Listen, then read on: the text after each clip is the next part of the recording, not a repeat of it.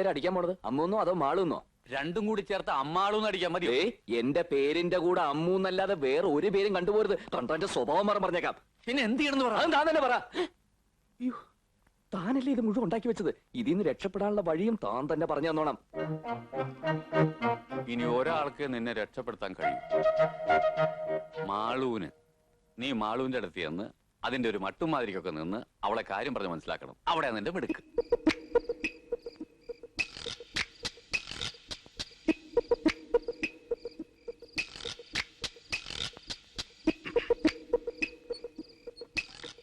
മാളു മ്യാവൂ മ്യാവൂ മ്യാവൂ.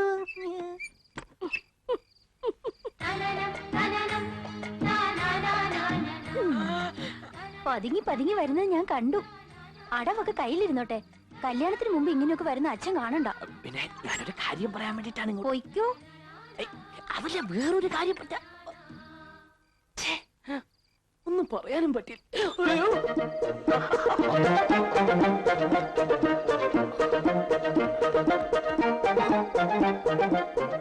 എന്തായി? കൊളമായി. എങ്ങനെ കൊളായി? അവളെ മൂക്കെ കയറി പിടിച്ചു. മൂക്കെ കയറി പിടിച്ച മൂക്കളല്ലേ വരൂ. കൊളാവൂ? ഓ, അവളുടെ അച്ഛൻ കണ്ടെന്ന്. അതെ, മുറിക്കകത്ത് കയറിയപ്പോ അമ്മയും കണ്ടു. അപ്പൊ ബന്ധം ഒന്നും കൂടി ദൃഢമാക്കിന്ന് പറ. ഇനി അവളെ ഇഷ്ടമല്ലാന്നങ്ങ നീ ചെന്ന് പറഞ്ഞ ആ ശേഷക്രിയക്ക് എന്തെങ്കിലും ബാക്കി കിട്ടിയാൽ മതിയായിരുന്നു.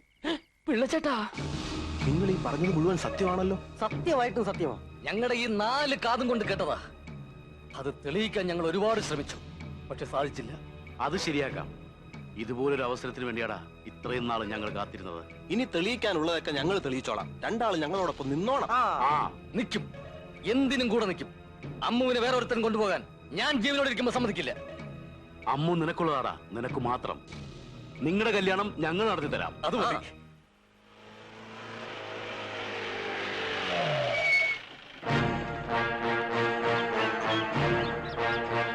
അളിയോ, പെങ്ങളെ,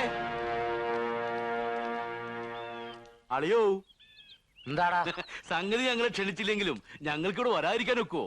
ക്ഷണിക്കാനാ? എന്തിന്? അത് ശരി. അപ്പൊ മറന്നു കിടക്ക. ഞങ്ങൾ വിചാരിച്ചു ഇവിടെ ഭയങ്കര ആഘോഷവും ബഹളവും ഒക്കെ ആയിരിക്കുമെന്ന്. നാളത്തെ ദിവസം എന്താണെന്ന് ഓർമ്മയില്ലേ? നിങ്ങളുടെ രണ്ടുപേരും പുറന്നാളാ. അയ്യോ, പറഞ്ഞ പോലെ ശരിയാ. ഞാനും അതങ്ങ് മറന്നുപോയി. നാളെ നിങ്ങളുടെ പിറന്നാളാ. അത് നമുക്കൊന്ന് ആഘോഷിക്കണ്ടേ ചേച്ചി? ഇതെന്താണ് ഇപ്പൊ ഒരു പുതുമ? ഇതുവരെ ഒരു പിറന്നാളും ഞങ്ങൾ ആഘോഷിച്ചിട്ടില്ല. ഇനിയോട്ട് ആഘോഷിക്കാനും പോണില്ല. ഇത് അങ്ങനെയാണോ? ഇവിടെ ഒരു കല്യാണം നടക്കാൻ പോവുകയല്ലേ? അതിനു മുമ്പ് ഇങ്ങനൊരു നല്ല ദിവസം വന്നാ അത് ആഘോഷിക്കണളിയാ. അതുമല്ല, കല്യാണത്തിന് മുമ്പ് ആളുകളൊക്കെ വിളിച്ചു കൂട്ടി പെണ്ണിനെയും ചെറുക്കനെയും പരിചയപ്പെടുത്തുന്ന ഒരു ഫാഷനാ. ഇപ്പൊ എല്ലാ വലിയ വീട്ടിലൊരു ചടങ്ങാ. അങ്ങനെ ഒരു ചടങ്ങുണ്ടാ? പിന്നെ ഇത് നടത്തിയില്ലെങ്കിൽ കുറച്ചില്ല. നമുക്കിതൊന്നും അറിയാൻ പാടില്ലാണ്ടാണെന്ന് എല്ലാരും കരുതൂ. ആഹാ, അങ്ങനെ ഒരു പട്ടിയും കരുതാണ്ട. നമ്മക്കും ഇത് അങ്ങോട്ട് നടത്താം. അതിനെവിടുന്നാ സമയം? ആളുകളെ വിളിക്കാനും ഒരുക്കങ്ങൾ നടത്താനും ഇന്നൊറ്റ ദിവസം കൊണ്ട് പറ്റുവാ? അതൊക്കെ ഞങ്ങൾ ചെയ്തു കഴിഞ്ഞു. വിളിക്കേണ്ടവരൊക്കെ ഞങ്ങൾ വിളിച്ചോളാം. വീട് അലങ്കരിക്കാനും സദ്യ ഒരുക്കാനും ഒക്കെ ആളുകൾ ഇപ്പൊ എത്തും.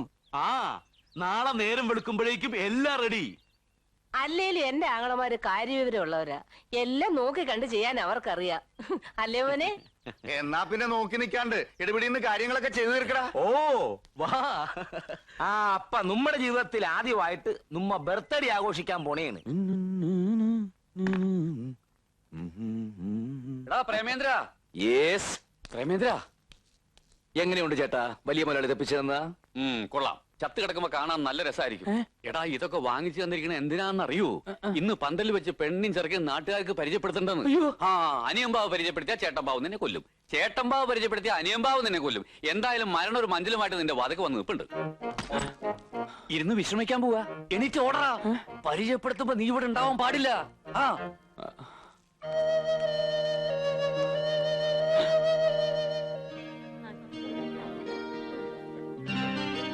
Happy birthday to you. Happy birthday to you. Happy birthday to you. Happy birthday to you.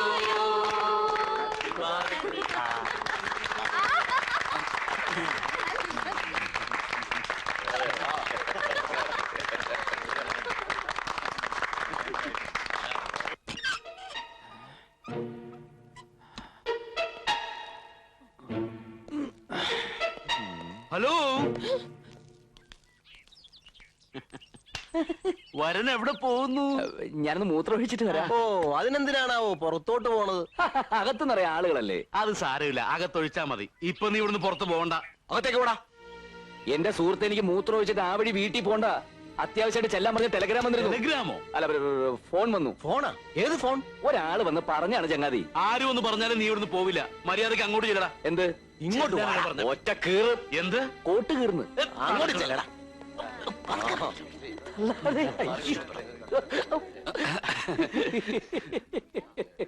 ആ ഇനി എല്ലാരോടും കൂടി ഒരു കാര്യം പറയാനുണ്ട്. ഇവിടെ ഒരു കല്യാണം നടക്കാൻ പോണേണ്. ദേ ഇതാണ് വരൻ. കൊട്ടാരം വീട്ടിൽ ദേവിത്തമ്പ്രാട്ടിയുടെ മകൻ പ്രേമചന്ദ്രൻ. എന്ത് കോമാടാ? ബികോം. ആ കോം. അച്ഛാ ബികോം. ഈ കോം.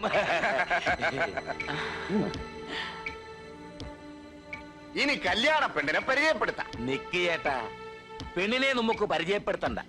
അതിലൊരു ഫ്യാഷൻ കിടക്കട്ടെ. കല്യാണ പെണ്ണ് ഇപ്പൊ ഇവിടെ ഒരു പാട്ട് പാടുന്നതായിരിക്കും. അത് കൊള്ളാം.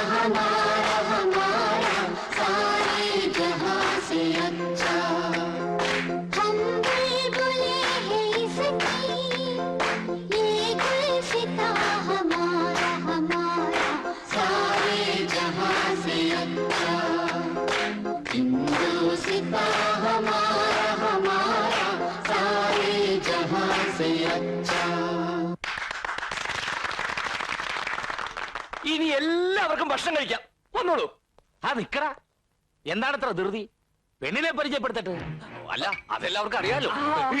എന്നാലും പെണ്ണിനെ കൂടെ ഒന്ന് പരിചയപ്പെടുത്തണം. അതാണ് അതിന്റെ ശരി. അപ്പൊ അത് കഴിഞ്ഞിട്ട് ഭക്ഷണം കഴിക്കാം. ഭക്ഷണം കഴിച്ചിട്ട് പോരെ. മിണ്ടായിടോ, നീ പരിചയപ്പെടുത്ത്.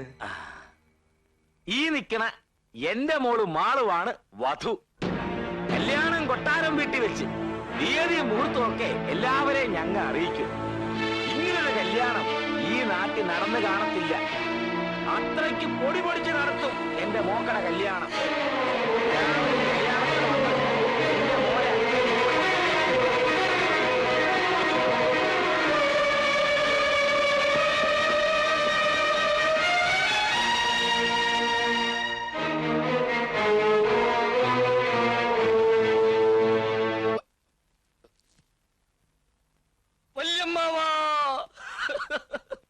വല്യമ്മാവ എന്നോട് ക്ഷമിക്കണം.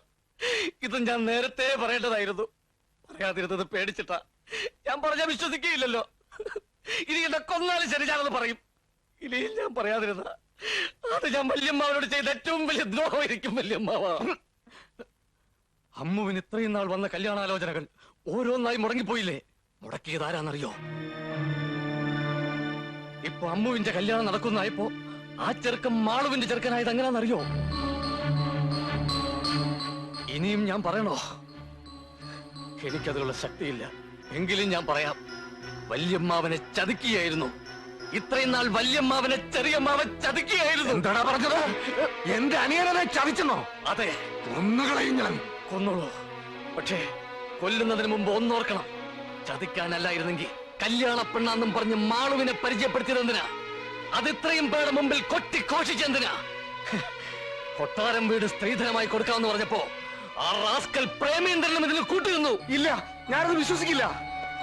എന്റെ അനിയൻ എന്നെ ദ്രോഹിക്കില്ല. എന്തിനാണ് അവൻ എന്നെ ദ്രോഹിക്കുന്നത്? ഇനിയും മനസ്സിലായില്ലെങ്കിൽ അതും പറയാം. അമ്മുവിന് വേറൊരു അവകാശി വന്നില്ലെങ്കിൽ പിന്നെ ഈ സ്വത്തുക്കൾക്ക് മുഴുവൻ ഒറ്റ അവകാശിയേ ഉള്ളൂ. അത് ചെറിയമ്മാവനാ. ഏറ്റു ഏറ്റു ശകലം ഓവറായി പോയോ എന്നൊരു സംശയം. കറക്റ്റ് ആയിരുന്നു. അതെ. അപ്പൊ അമ്മുവിന്റെ കാര്യം അമ്മൂന്റെ കാര്യം ഞങ്ങൾ ഏറ്റെന്ന് പറഞ്ഞില്ലേ?